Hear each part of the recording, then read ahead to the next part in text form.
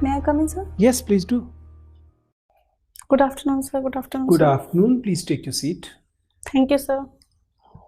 आप आरती हैं? जी, आरती, आप हिंदी भाषा में सहज हैं? हिंदी में ही इंटरव्यू देना चाहेंगे? सर। यही आपने विषय चुना हुआ है इंटरव्यू देने के लिए? माध्यम। आरती, आपने शायद महसूस किया होगा कि हम तमाम कोविड सावधानियों को बरतने की कोशिश कर रहे हैं जी, और बाकी सावधानियों के अलावा इसी वजह से आपकी कुर्सी पर्याप्त दूरी पर लगाई गई है और जी। इस कमरे में मौजूद किसी भी व्यक्ति से आप पर्याप्त दूरी पर हैं ताकि आप सुरक्षित महसूस करें और सहज महसूस करें। इसका एक अन्य लाभ ये है कि आप इस वजह से अपना मास्क भी उतार सकती हैं, क्योंकि एक तो मास्क से इस पर शीशे पर फॉगिंग होती है चश्मे पर, और दूसरा आप सहज महसूस करेंगे। ठीक है ना? तो आप उतार लीजिए मास्क अगर आप चाहें तो। जी, सर। आपको स्वयं तो किसी किस्म के कोई लक्षण नहीं है? No, sir.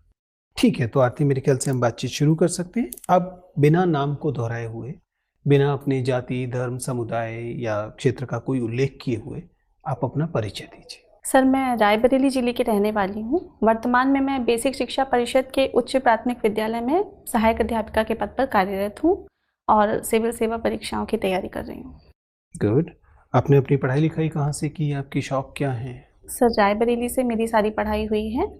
क्या बीएड मैंने आपने कौन कौन सी डिग्रियां हासिल की हैं? सर, मैंने बीएड किया है, एमएससी किया है और बीटीसी। अच्छा, आपने बीए नहीं किया? मतलब मैंने बीएससी के बाद एमएससी किया। पहले आपने बीएससी किया, फिर एमएससी किया, बीएड किया, बीटीसी भी किया। जी, ओके। तो ऐसा लग रहा है इन डिग्रियों को सुनकर तो कि आपने पहले दिन से तय कर रखा था कि आपको शिक्षक बनना है।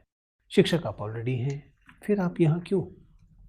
आप किस सर। पद के लिए आवेदन किया है आपने? सर, मेरा सीनियर लेक्चरर डाइट वाला जो ग्रुप है, सेकंड नंबर उसमें है।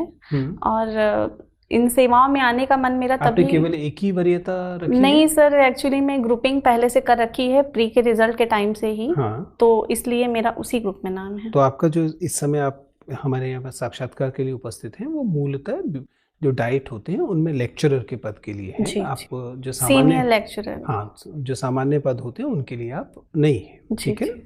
ठीक है। और शिक्षा शास्त्र आपका विषय है, तो स्वाभाविक है कि आपको शिक्षा तो अच्छे से आपने पढ़ा ही होगा, शिक्षा नीति पढ़ी होगी। शिक्षा नीति पे तो सर आपसे पूछेंगे। मुझे सिर्फ ये बताइए कि जब आपने शिक्षा पढ़ी थी तो अधिगम सिद्धांत पढ़े होंगे, लर्निंग थ्योरीज जी, पढ़ाने पड़ेंगे अगर आप आ गए तो मुझे जरा बताइए कि पावलो का अधिगम सिद्धांत जो है, पढ़ा है? हाँ सर, पेवलॉव का एक्सपेरिमेंट था कंडीशनिंग वाला, जी, जिसमें उन्होंने क्लासिकल डॉग कंडीशनिंग। जी बताइए उन्होंने जरा। डॉग के ऊपर एक्सपेरिमेंट किया था। वो एक निश्चित टाइम पर बेल नहीं, रिंग मैंने तो करते सवाल थे। अभी पूछा नहीं। मैं अच्छा। जानना चाह रहा था कि पावलो का जो स्किनर का जो लर्निंग अधिगम सिद्धांत है, वो स्किनर के सिद्धांत से, जो कि वो भी कंडीशनिंग का सिद्धांत है, कैसे अलग है? सर, अभी मैं कंपेयर करने में। कोई बात नहीं, चलिए कोई बात नहीं। आप शिक्षा मनोविज्ञान में सबसे ज्यादा सहज कहाँ से? सर, एक्चुअली में मुझे इसको किए हुए काफ़ी टाइम हो गया है। चलिए, आप और शिक्षा में कंफर्टेबल महसूस नहीं कर रही हैं, चलिए कोई बात नहीं। मुझे बताइए कि अगर हम शिक्षा नीति को देखें तो शिक्षा नीति के उत्तर प्रदेश के लिए निहितार्थ क्या है? सर, शिक्षा जैसे कि गांधी जी ने कहा है नहीं, कि शिक्षा नीति, नई शिक्षा नीति आई है, आपको पता है? जी। उसके उत्तर प्रदेश के लिए क्या निहितार्थ हैं? उत्तर प्रदेश के लिए उसमें क्या है? सर, उत्तर प्रदेश के निहितार्थ ये हैं कि जो नीति आयोग द्वारा इंडेक्स जारी किया गया था शिक्षा के लिए, सेक्यू नाम से, उसमें उत्तर प्रदेश का स्थान सबसे अंतिम स्थान पर था, जबकि केरल प्रथम स्थान पर था। तो इससे पता चलता है कि शिक्षा के क्षेत्र में हमें काफ़ी सुधार की भी ज़रूरत है।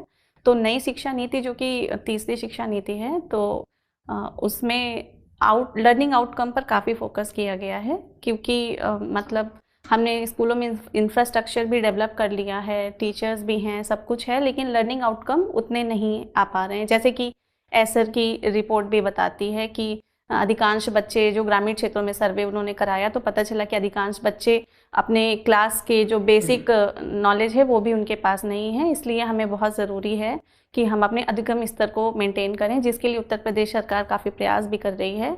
और मिशन प्रेरणा करके एक मिशन चलाया गया है, जिसमें बच्चों को, हर क्लास के बच्चों को एक मिनिमम लेवल सेट किया गया है कि इस क्लास के बच्चों को ये नॉलेज होनी चाहिए।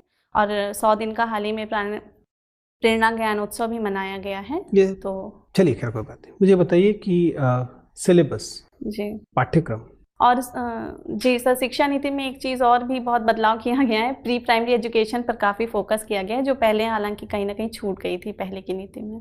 मैं जानना चाह रहा था कि पाठ्यक्रम, जी सिलेबस और पाठ्यचर्या, करिकुलम, क्या अंतर है? सर, सिलेबस में सिर्फ बुकिश चीज़ें होती हैं, जबकि कैरिकुलम में हम हर तरह की एक्टिविटी और इंटरेक्टिव लर्निंग की बात करते हैं, और ऑडियो विजुअल एड का अधिक से अधिक प्रयोग और को कैरिकुलर एक्टिविटीज़, मतलब ओवरऑल एक्टिविटीज़ के माध्यम से और हर वो प्रयास करके जिससे बच्चा सीख सके उसको ऐड किया जाता है।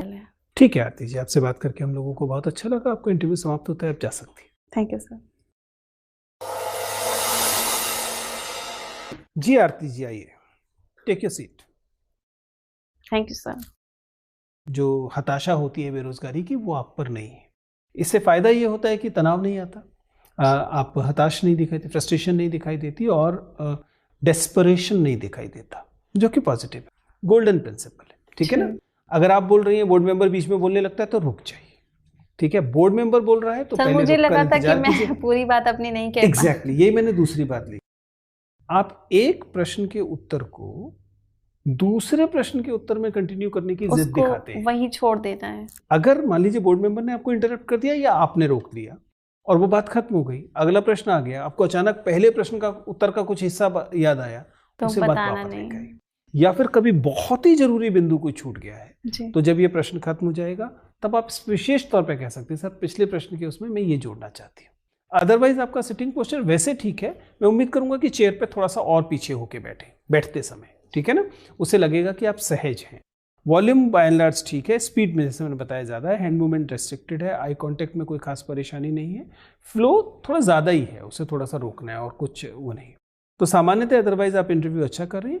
लिसनिंग एकमात्र ऐसी चीज़ है जिसे आप और इम्प्रूव कर सकती हैं। ठीक है ना? तैयारी के विषय में मैं अलग से नहीं बोल रहा हूँ, पहले ही बताया, क्योंकि जाहिर है कि आपका तुरंत इंटरव्यू है, तो जितना समय आपके पास है उसका बेस्ट इस्तेमाल कीजिए। लिसनिंग का मतलब होता है पहले ध्यान से पूरा प्रश्न सुने और फिर तकरीबन 1 सेकंड 1.5 सेकंड लें, चाहे आपको उसका उत्तर आता हो तब भी। बाकी चीज़ें आप ठीक कर रहे हैं, I am sure you will do very good. All the best.